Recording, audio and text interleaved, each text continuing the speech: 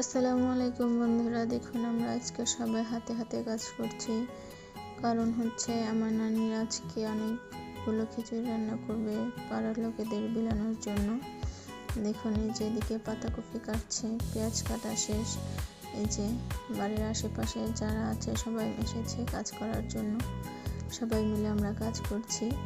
এই যে দেখুন উনি টমেটো কাটছে।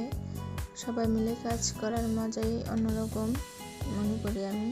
এই তো দেখুন আমি একটু মটরশুঁটি বেছে নিচ্ছি ফাঁকে ফাঁকে। কাঁচামরিচগুলো বোটা ফেলে দিচ্ছি। এগুলোর মাঝখান থেকে কাটতে হবে না, বড় পাতিলে খিচুড়ি রান্না করা হবে এভাবেই দিলে হবে।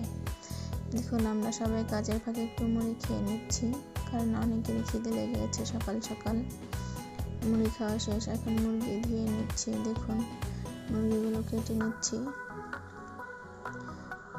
এই তো আমার এক আম্মা আছে, সে ধনেপাতা কাটছে।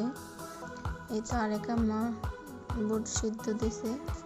দেখুন ডাল সিদ্ধ হয়ে গেছে প্রায়, সব রেডি প্রায়। বাবুর্চি এসে রান্না করবে শুধু, আমরা বাড়ির লোকেরা সব রেডি রেখেছি।